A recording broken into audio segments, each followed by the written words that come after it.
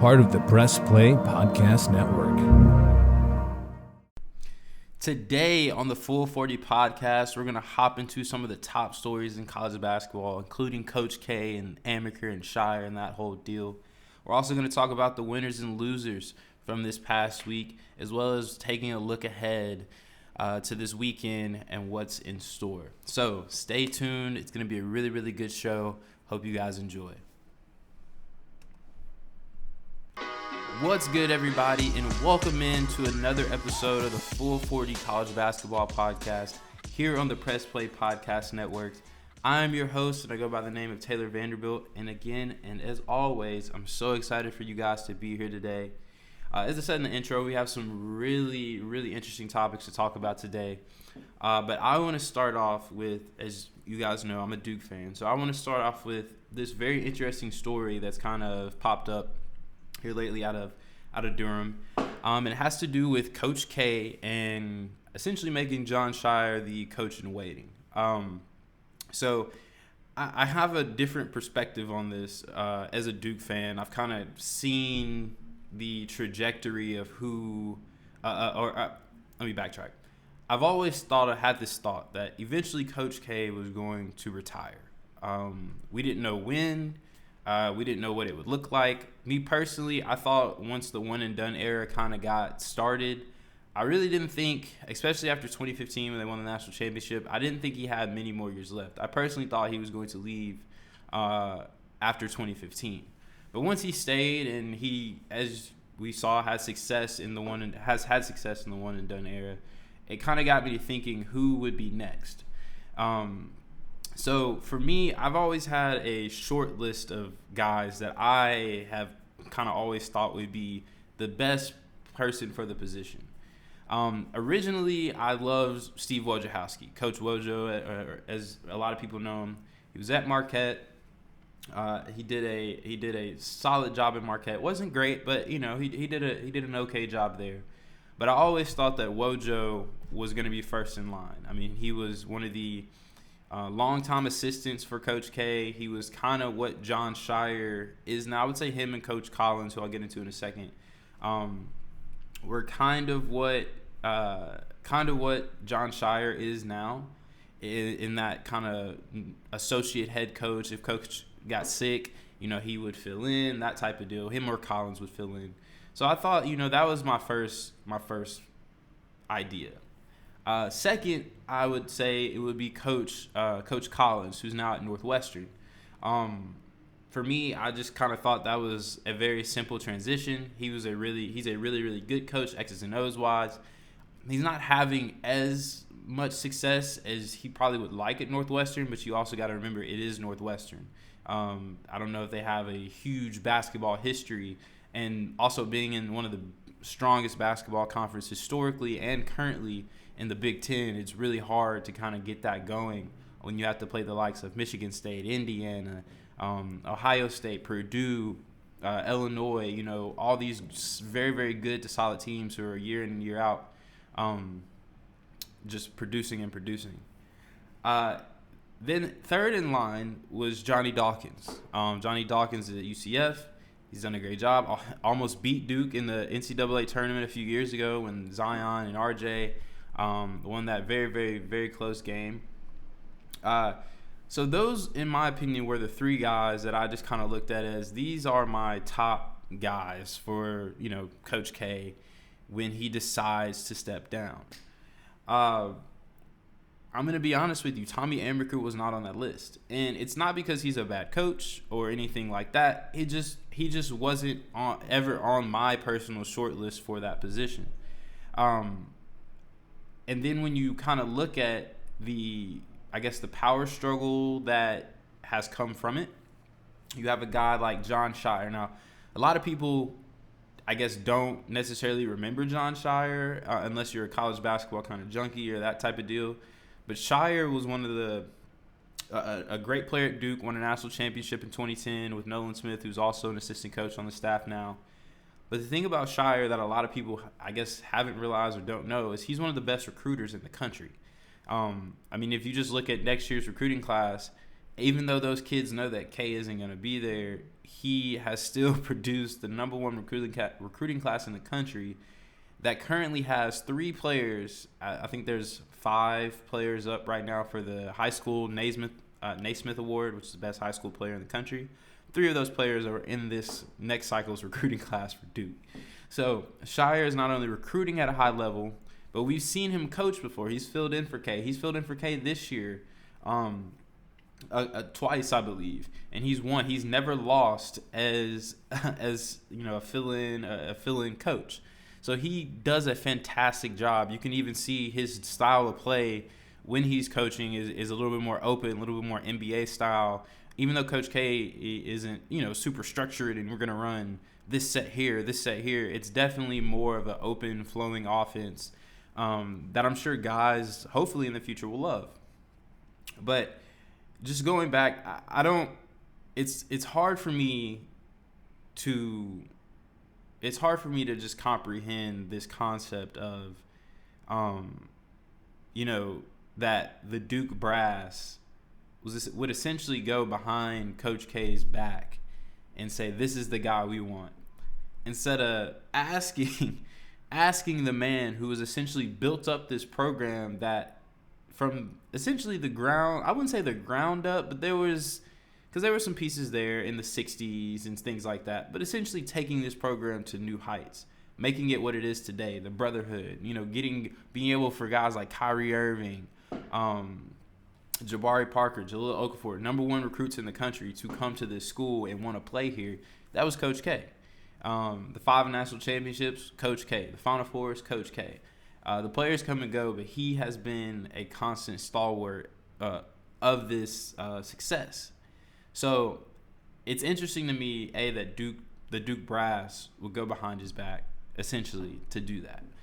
And then not only that, but to go and get Tommy Amaker, who, and I want to be clear here, Tommy Amaker is a very, very good coach. He's a very good coach. He's done well in just about every spot that he's been in.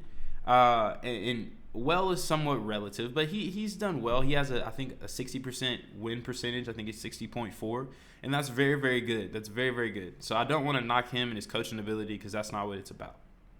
But what I am going to talk about is I took a look at his record, because being in my 20s, there was a part of the early 2000s that I did not know where Tommy Amaker coached at Seton Hall in Michigan until I did some research. But even just looking at that, he goes to Seton Hall, his first job that he gets. He goes to Seton Hall, and he gets him to the NCAA tournament his 3rd year. Very, very good job. Awesome to see. Then you see the next year they kind of go down, and they're 16 and 15. Then he takes the job at Michigan. Now, at Michigan, that's a bigger program. I'm not saying that I expect big things like national championships or anything like that, but I do expect to be competitive, especially what it seems he was a really good coach or had some really good years at Seton Hall, which in the Big East, another tough conference, but still not the bigger school in the Big East, especially back then at Syracuse, Georgetown, Connecticut, big-time basketball schools in that conference. So it was a lot harder. But then you go to Michigan. That's cream of the crop when it comes to Big Ten basketball historically. And he goes to Michigan and he makes the NIT essentially once, and they win the NIT. And that's essentially the top of his success there at Michigan. Then he moves on to Harvard. And I think what he's done at Harvard is a exceptional job. I mean, getting them to the NCAA tournament 4 years in a row is very exceptional. But the thing about it is they haven't been now since 2016, excuse me. That was the last NCAA tournament that they participated in. Not saying that they're not a good team or that he's not a great coach, but that's just the last NCAA tournament they participated in. So for me to look at all I've looked at and then look at the 3 coaches that I've named, Coach Collins has gotten Northwestern to the NCAA tournament. As I said before, Johnny Dawkins, he got UCF to almost, I believe they were the second round, so it was almost a Sweet 16. when they had Taco Fall and all those guys, and they played Zion. And then you go Coach Wojciechowski, who did a wonderful job at Marquette, got them to the tournament a few times as well. And when I just look at kind of, like I said, those three guys that I have in mind based on, and then against Tommy Amaker's record, and then I look at the story that came out, I really just think that this is especially because there's no quotes from Coach K and Coach Amaker, and neither one of them spoke up on the story. It was just Ian O'Connor writing what he was told, I guess the facts that he was given, which I'll never shade a journalist for that. I mean, but at the same time, it just doesn't add up. That's what I'll say. It just doesn't add up to me. So it really doesn't make sense. It's a crazy story to come out right now, especially when Coach K's like kind of farewell tour is kind of really coming to an end. So interesting time for the story to drop. Interesting person to be in the story, especially, like I said, as someone who, as a Duke fan, I didn't really ever think about as a coach in waiting or somebody on that short list of coaches. So yeah. But moving on from Duke and Coach Shire and Coach Amaker, there's another story I want to tap into, and that is about we're going to go to the women's basketball side. So on the women's side, there is a assistant coach by the name of Sydney Carter.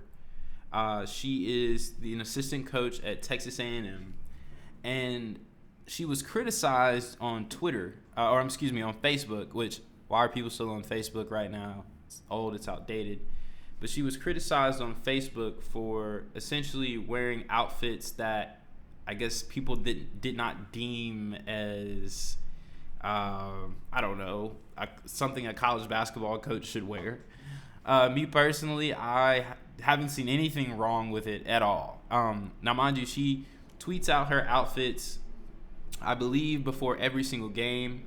And that's just something she likes to do. I'm all for that. I love fashion myself, so I'm all for that. I mean, sports and basketball in general is so much more than just the game on the floor. Like, even when I was coming up, you had to, the short sleeve T-shirts under your jersey was cool, or the shooting sleeves, or like the swag you have on the court matters just as much as what you do on the court. And same thing when it goes off. A lot of basketball players nowadays in the NIL era and in the, when you look at NBA guys, they kind of they set our trends in fashion. So I believe that those two things cross. But for me, I've never seen a problem with any of her outfits. They've always looked very, very put together. It's nothing, I wouldn't even say flashy, even though I don't necessarily care, but it's nothing like flashy or anything that's inappropriate, I should say. But apparently some of these people had something to say about her outfit. Now, the outfit in question was Texas A&M had a breast cancer awareness game, and she wore, I believe they were pink leather pants. I don't know the exact material. Obviously, I don't have them in hand. But they look like the leather pants that you see women wear out to bars and things like that, or just out here in the world. Normally in black is what I usually see, but she had them in pink, and it went with the theme. It was a breast cancer awareness game for Texas A&M. So obviously pink, everyone's wearing pink. So she wore that, and then she has a turtleneck, just a plain regular white turtleneck. Like, I don't understand why in today's day and age, people in general, men especially, but people in general, feel the need to talk about somebody's appearance instead of what they do on the floor. If it's my child's playing for her, I know that she is a great coach. I believe she also played at Texas A&M as well. So not only do I know she can teach something to my child as a coach, but she's been through it. So I know that any hardships and struggles that, I don't have a child, but if I did, they may have, I feel comfortable with her dealing with him. So for someone to call her out because she wore some pink pants to celebrate breast cancer awareness, that doesn't make any sense to me. People, focus on the sport, not what people have on. And just in general in life, Focus on what people can do, the skills they have, not what they're wearing or how they look doing it. It's never really made sense to me, and I hope she keeps doing what she's doing. I really appreciate someone who, likes to add their own flavor or style to what they do. So shout out to you, Coach Carter. Shout out to all the women's basketball coaches out there, as it is one of the most purest forms of the game of basketball that you can watch. Yes, it might not be exciting to you because they don't dunk or do any of the things LeBron James does on a regular basis, but as I'll get into later, they have some hoopers. So if you're not watching women's basketball, if you're not a fan of women's basketball, you should definitely tune in. And if you do, don't make any comments about what they have on. Just watch the game. Because if it was Coach K and he put on, he put on a sweatsuit, you wouldn't say that's inappropriate or unprofessional, now would you? I didn't think so. So moving on to my last kind of news of the day, and this one is somewhat sad. Tubby Smith, who I've kind of watched over my entire life. Obviously, he's a lot older than me. He's been coaching a lot longer than I've been alive. But I've watched him since he was, at Kentucky. I kind of grew up, watching him. My dad was a big fan of him as well. He, went to Georgia, Minnesota, Tech, Memphis. So he's been a lot of places, but he is stepping down from his position at High Point as the head coach. He got COVID for the second time in less than a year, and I guess he was just ready to hang it up. And it kind of sucks because, with Coach K retiring and seeing kind of the old guard kind of leaving and all these new, younger coaches coming in, and that torch passing, it's just really sad to see. So prayers up for Coach Tubby. I hope everything is doing well. I hear that he is actually giving the job to his son. His son is actually going to take over as the head coach now at High Point. That's really, really cool. A really, really cool thing to see. So again, prayers up to Tubby. Hope he's okay. I know it's just COVID, and there's a lot of different opinions about that, but with him being kind of older, I hope he's okay, doing well. And I hope to see him out of more games. I hope to see him coaching again, possibly, but I doubt that happens. But yeah. So that is that. So now let's move on to the winners and losers for this past week. My first winner on this list is one of my favorite players to watch right now. Yes, I said she, goes by the name of Caitlin Clark. And if you don't know who Caitlin Clark is, you really need to pay attention to sports. So first off, let me tell you just her stats. She's averaging 27, 8, and 8 on 45% shooting. Now, mind you, that's not something to slouch at. She's had multiple 40-point games this year. She's had, I think, multiple triple doubles. I don't even remember how many triple doubles, but she's had multiple triple doubles. I mean, she is just balling. And if you haven't seen her play, you definitely should. And if you think I'm just, hyping her up or whatever, go listen to the ECC's podcast with Kevin Durant. He says the exact same things. She's a baller. How many college players, how many players do you know have the audacity to come across half court and just pull like what she did at Michigan? And she got 46 points in a loss. But she was coming across half court, pulling from the M. She was the reason that they were basically in the game. It's amazing to watch. I love watching her play. This past week, her last game, she had 19, 6, and 6. She's an all-around player. I will say her. The one thing that about her game that I guess is for me is the only negative I see is the turnovers. And to me, the way I look at that is it's kind of like Russell Westbrook. She has the ball, or the old Russell Westbrook, the OKC Russell Westbrook, excuse me, not the Lakers one. But she has the ball in her hands so much, and she's asked to do so much that she's going to have turnovers. If we all have to remember, she's still a college player at the end of the day. So she's going to have turnovers. It's going to happen. That's really the only hole that I see in her game. She's going to be a great WNBA player. She is already a great college player, and I'm very, very excited to see where her career takes her next. But if you have not seen Caitlin Clark play, make sure you tune in whenever you can. I don't necessarily know when their next game is off the top of my head, but make sure you tune in whenever it happens. Next up on my list is actually a guy who went off last night. If you were watching ESPN, you might have seen this, but he goes by the name of Frankie Fiddler, and he is plays for, I guess is it the University of Omaha University? I'm not really sure which one it is, but he is an amazing player. And when I tell you last night he did one of the most incredible things that I've ever seen in my life, it was awesome. So Frankie Fiddler plays for Omaha. Omaha last night, they played a team, Denver. I think it's the University of Denver. Now, with a minute and 30 seconds left, they were down 69-61, right? So they were down 8. Frankie Fiddler made a layup to make it 63-69. His team then forces a turnover. He scores another bucket to make it a 4-point game. He gets fouled on that bucket. It's an M1, hits the free throw. It is now a 3-point game. So now it's getting tight. It's getting to the nitty-gritty. So watching this, you would think, okay, if I'm Denver, take care of the ball, that type of thing. Nope, they turn it over again. As you might have guessed, who gets the ball? The Fiddler.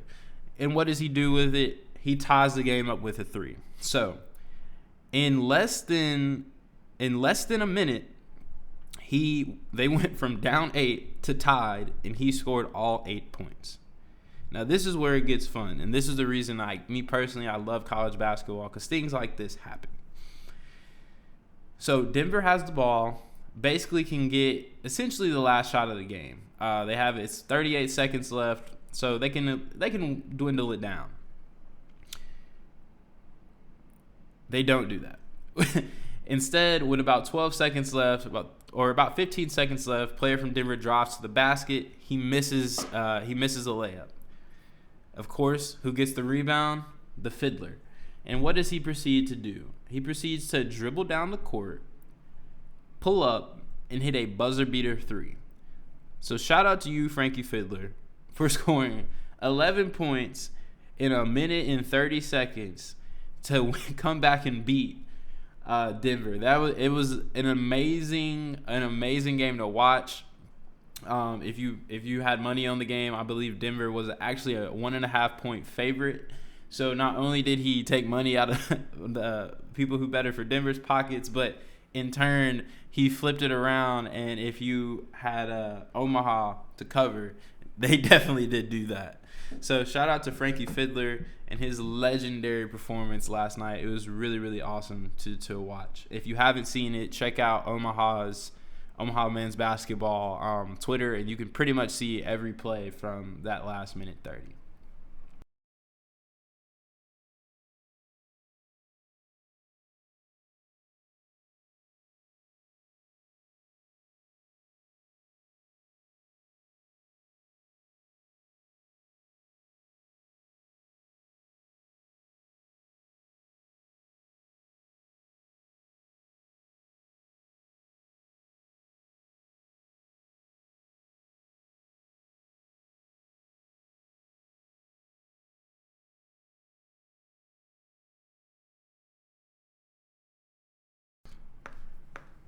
Next up on my winners list, we're going to talk about Rutgers basketball. Now, if you haven't seen Rutgers play, they are a very, very exciting team to watch, in my opinion. I think they're always in a game. That's the way I like to put it. If you look at their schedule, I think their biggest loss this year is 14. They lost to Illinois by 30. So the way I said that was hilarious. But other than that, outside of that 30-point loss to Illinois, they've been in every single game just about that they've played. But the reason they're on my winners list is because what they've done here lately.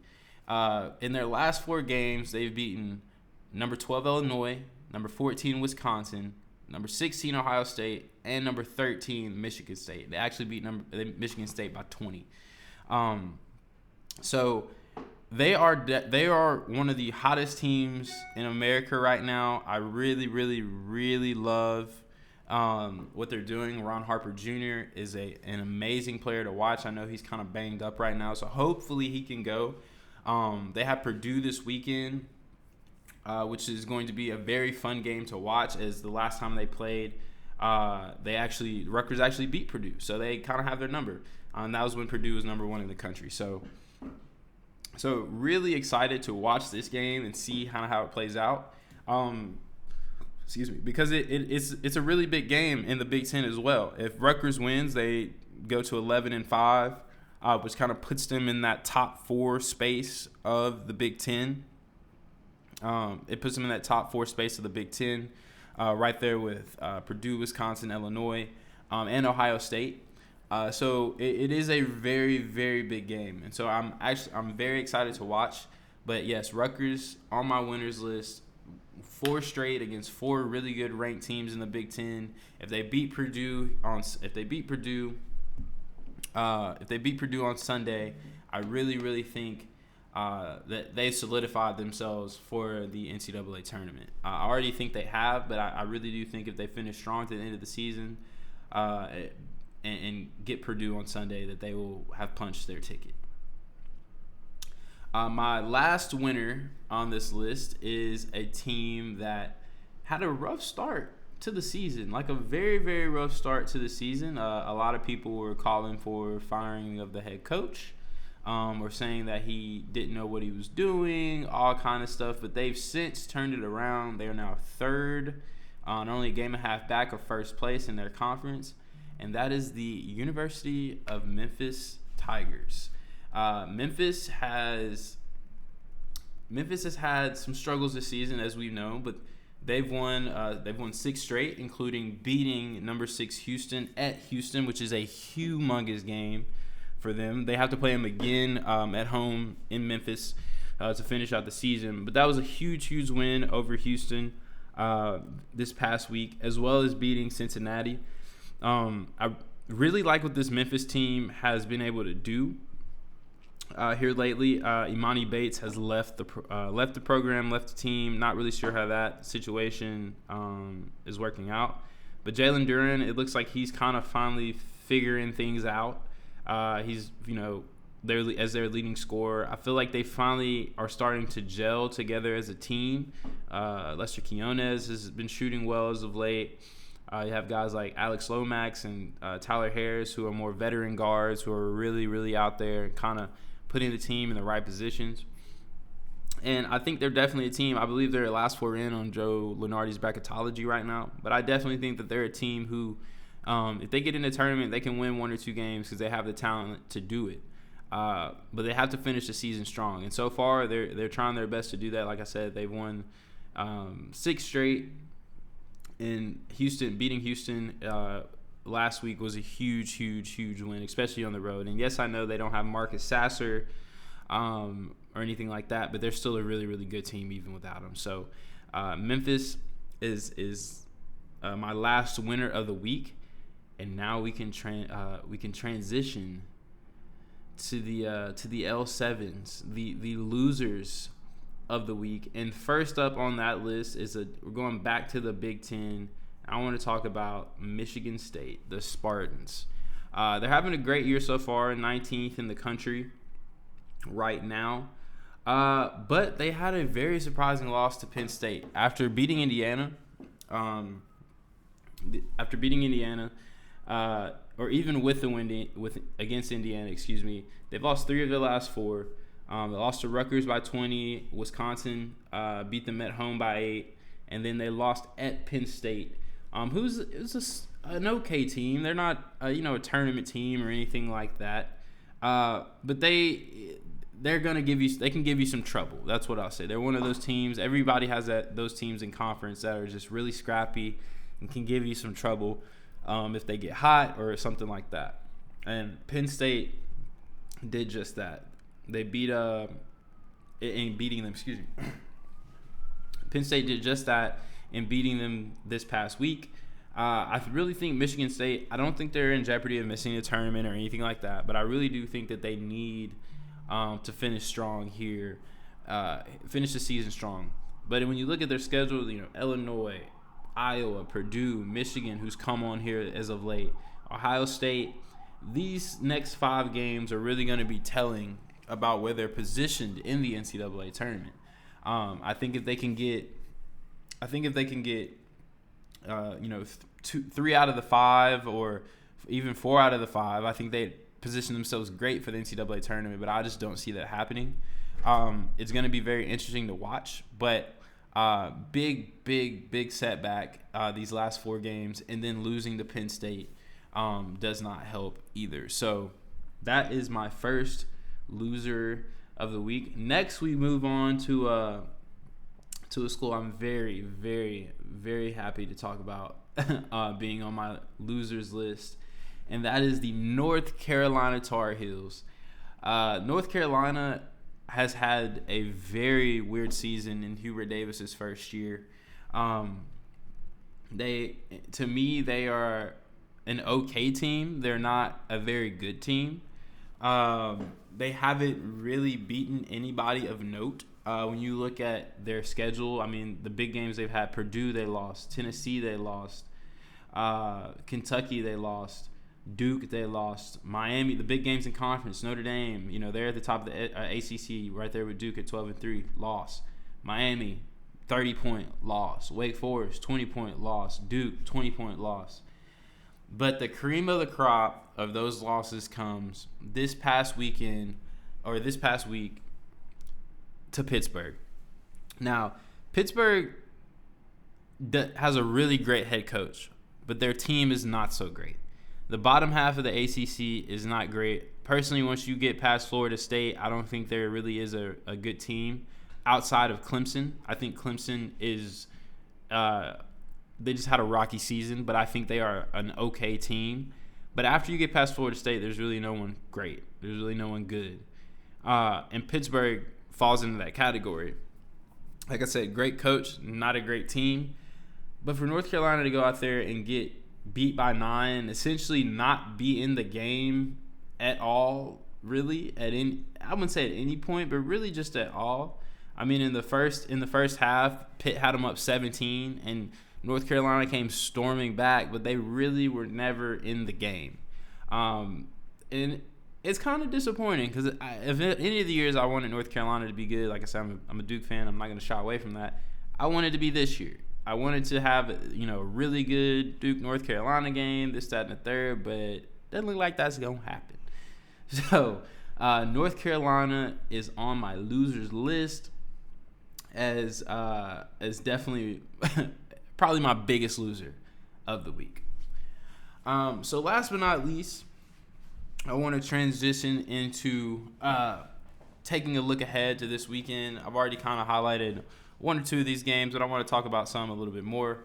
My first game of this week is Illinois at Michigan State. It's a big game in the Big Ten, as I kind of already laid out. They have I think they're both 9-5, or I believe Michigan State's 9-5, Illinois is 10-5. So this is a huge game in the Big Ten as far as standings go for the conference tournament. Illinois is 11-4, Michigan State's 9-5. So a win here for Michigan State would put them up into that top, just kind of like I was talking about Rutgers. They would put them up into that top 4 or 5 because it's so close in the Big Ten. It's going to be very, very fun to watch. I'm very excited to see that game. I think it's going to be very high level. Next up is the rematch of the Fighting Chris Beards against Texas. Now this game I think this game will be fun as long as Chris Beard is at Texas. But what I think for me is funny is that Texas Tech is better than Texas this year. And it's like, it almost makes you think like Chris Beard's a great coach. He's an amazing coach. But was it the players that were really, really, his recruiter, that type of dude, just, I don't know. I don't really know how to phrase it specifically, but I'm going to enjoy this game so much. It's also a big game in the Big 12. I mean, Kansas, per usual, is kind of running away with the conference. I don't really think anybody's going to catch them for the regular season conference title. But Texas has an opportunity to position themselves in a really good spot for the Big 12 tournament. They're 8-5 right now. Texas Tech is 9-4. Do I think Texas is going to win? No. I like Texas Tech a lot, especially what they do defensively. That's nothing new. So I'm really looking forward to seeing the rematch of Texas and Texas Tech this weekend. Next up, we have Bama and UK, which this game is not really interesting in terms of seeding and standings, anything at that point. But I just personally think it's a big game for both of these teams. For Alabama, this is a big game for their seeding in the NCAA tournament. They're finally back ranked. They're 25th in the country. They are playing well. They look good. And I'm really excited to watch them play against a Kentucky team who I think will have a lot of fire under them, especially after losing to a rival like Tennessee on the road in the fashion that they did. So I'm really excited to watch this game. I think it'll be a very, very fast-paced game. Interested to see how interested to see how Kentucky and Bama's guards kind of go at each other because they're so high level. Javon Quinterly and Xavier Wheeler. I don't know if Ty is going to play this weekend or not, but him and J.D. Davidson would be really, really awesome to watch. And their last meeting, I know Bama lost by 11. But since then, they've won 3 straight, and now it's time for the rematch. So really excited to watch that game as well.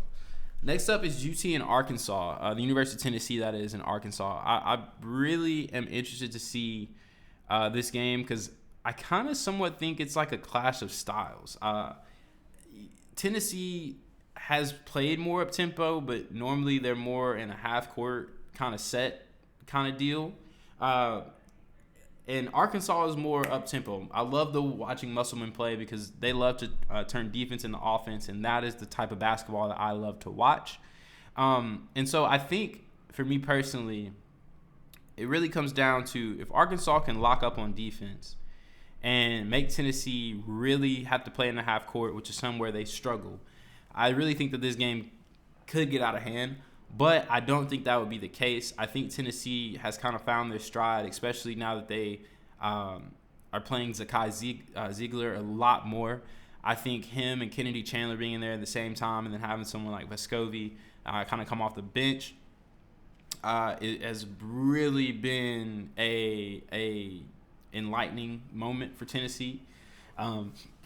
Excuse me. So it's definitely going to be interesting to watch. Like I said, it's a clash of styles. And I'm very excited to watch that game as I am for every college basketball game, just about. So now we're down to my last 2 games. The first one I want to talk about is Duke and Florida State. Duke and Florida State, if you saw the last game, then you know it was an amazing game. It came down to the wire. Went into overtime. Florida State eventually took it. I think this one's at home now. This was in Durham. I don't see Florida State coming into Duke and winning, even though Cameron Indoor has not been the Cameron Indoor that we've known over the past couple of years, the impenetrable force that we saw, for years and years. A lot of teams have confidence when they come in there. They think like, oh, I can come in there and win now. So I definitely think they'll come in there with confidence, especially with Leonard Hamilton, who I look at as like the second best coach in the ACC behind K. I just love what he does on offense in terms of getting big guys who can stretch the floor, guards who are quick but strong and big. So I really think it's going to be a fun game to watch. I don't think that Duke is going to come out like they did down in Tallahassee. I really think they're going to try to make an effort to get the ball to Paolo, get him going. I think their defensive effort is going to be higher. That was one of the main things that I saw. When they played Florida State was spreading them out a lot of back cuts, a lot of defensive lapses. And that's been Duke's MO this year, defensive lapses. They play really good defense for 30 seconds and lapse. I mean, if you look at Their 4 losses, they have 4 losses by 9 points. They pretty much all could have been avoided if they played defense. So really going to be an interesting game to watch this weekend. Really excited to see it. Like I said, it's gonna be a very interesting game to watch. Last but not least, before I get out of here, like I said, I love talking about the women's game. I'm a grad of the University of Tennessee, so for me, it is it was kind of like an honor to kind of watch the Lady Vols play. It was really cool, but the University of Tennessee women's team is now back on track. Coach Kelly Harper has done a fantastic job.